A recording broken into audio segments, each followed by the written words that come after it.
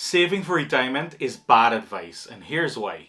Now, before you come with pitchforks to my house, let me just preface this by saying I do believe that you must have money by the time you reach retirement age. I'm absolutely saying you should. However, what I want to do is turn this idea on its head of saving for retirement. I don't believe that the traditional way of doing things will work going forward into the future. We should still be responsible people and save. However, I believe in making modifications to the traditional model. It's time that we collectively revisit the idea of what retirement means for Gen Z and millennials going forward. The next thing I want to add in my preface is the concept of something called a time horizon. If you are young and you're on your financial journey, you have more room to make mistakes, more room to take risk.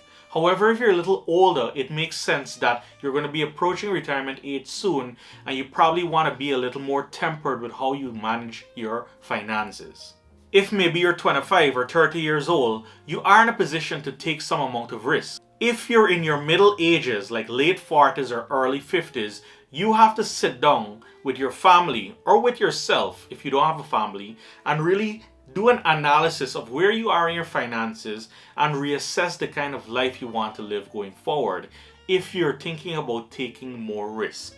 It's very gray in that middle zone of life. The other preface I want to add to this video is the concept of contentness, right? Everybody has a different level of satisfaction that they're seeking in life. Somebody can be a bus driver and live a perfectly happy life. Somebody wants to be a billionaire and cannot see living life any other way. Everything in that spectrum is fine, it's acceptable. If you want to be a billionaire, don't berate somebody for wanting to be a bus driver. If you're a bus driver, don't hate billionaires. They're just living their life. Everybody has their own path. When we are speaking about quality of life, I am acutely aware that money is not everything. However, it's a big part of the equation. And that is just a reality that I subscribe to. And you don't have to believe it, but I know that in my world that is true. And that is why I say different people have different levels of quality of life that they're willing to accept. And a major determinant of that quality of life is going to be finances. It's inescapable.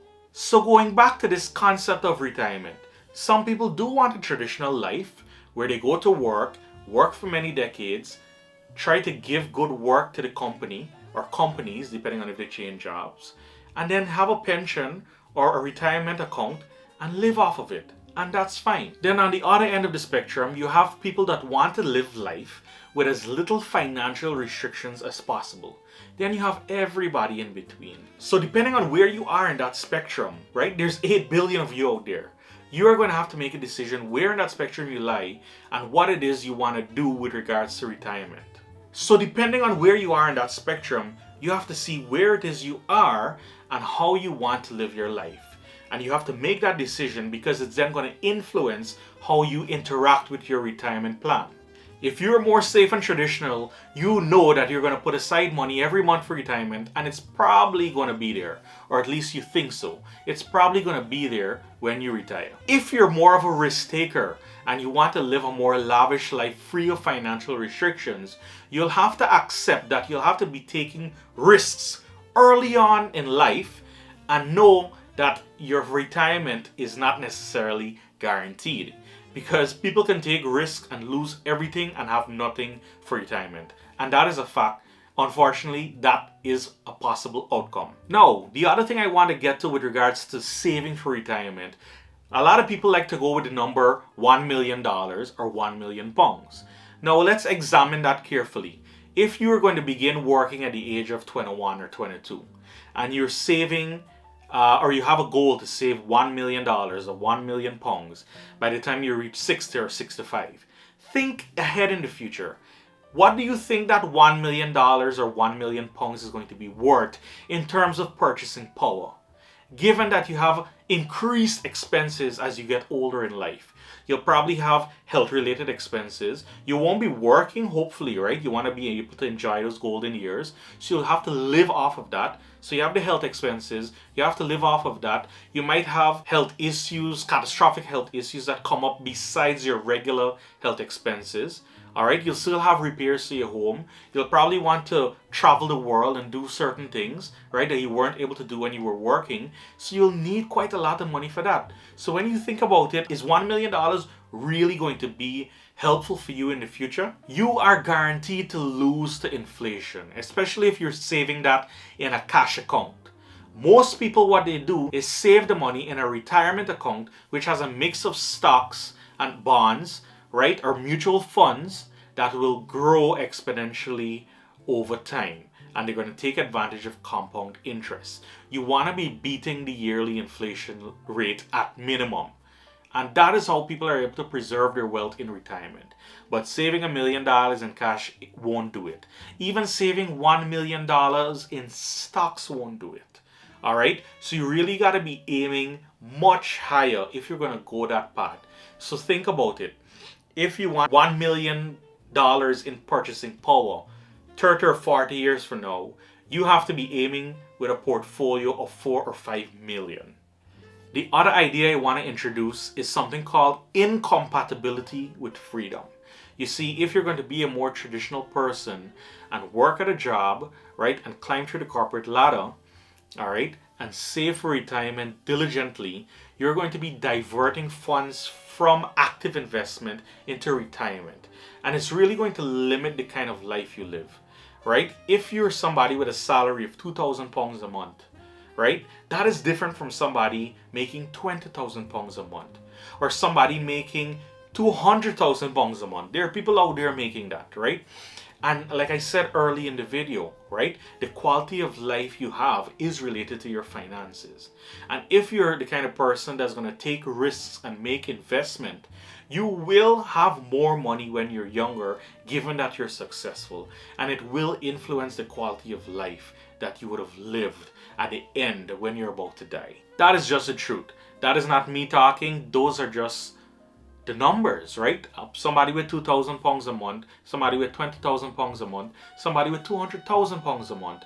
They're living radically different lives, each of those three persons. And most likely, if they're younger people in their 30s or late 20s, they would have made those extreme sacrifices and risks early on in their career to get to that income level.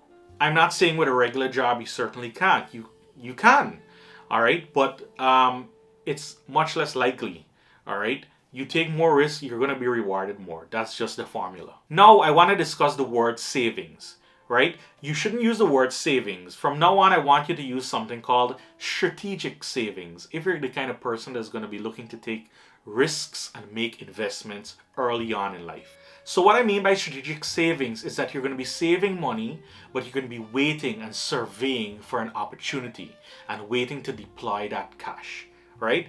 If you were diverting money towards retirement, you would not have that money available to you. You would not be in that mindset where you want to be plunging into investments, right? So if you strategically save rather than saving regularly, right, you're saving with the mindset of wanting to deploy into investments. That is how risk takers think. If you are saving up for retirement, you're probably taking that money and putting it into a bank account or a retirement account. And in that retirement account, you could have a mix of stocks, bonds, mutual funds. Now, if you think about the list of assets that I just put forward there to you in the retirement account, those are assets made by other people. When you are somebody who's young, you're a risk taker, you want a lavish life, you want to live free from financial restrictions, you're most likely going to be making your own asset. Now, what do I mean by that? Instead of investing into stocks or bonds or mutual funds, which are other people's assets over which you generally have no control over, right? It's like putting your destiny in somebody else's hands. You can create your own asset, right? Like a business, all right? Or some product, right? Or some work of art that you can collect royalties on, whatever the case is, but you have control over that. And in the long term, for people who are successful in creating those assets properly, they're much more successful in the long run. I'm famously reminded of Robert Kiyosaki from Rich Dad Poor Dad. He famously says that he doesn't invest in any stocks because he can create his own assets, right? He made a book, Rich Dad Poor Dad, that went on to sell millions and millions of copies that gives him lots of money every single day, right? So if you're a risk taker, that's the kind of mindset you're in. And finally, I want to end by saying that controlling the present is better than controlling the future. If you are somebody that's going to make your salary and put everything into savings and retirement, how do you know it's going to be there? And that's where everybody has a different level of skepticism and concern and outlook for the future. We've heard of horror stories of entire pension funds going missing. We've adapted, right? The generation from 20, 30, 40 years ago isn't the same now. The psychology of Gen Zs and millennials with regards to finances is completely different from those of the boomers. Gen Z and millennials really think that they should take destiny into their own hands. All right, so there's a changing landscape in the believability and trust going forward into the future, and people really rather prefer to take things into their own hands.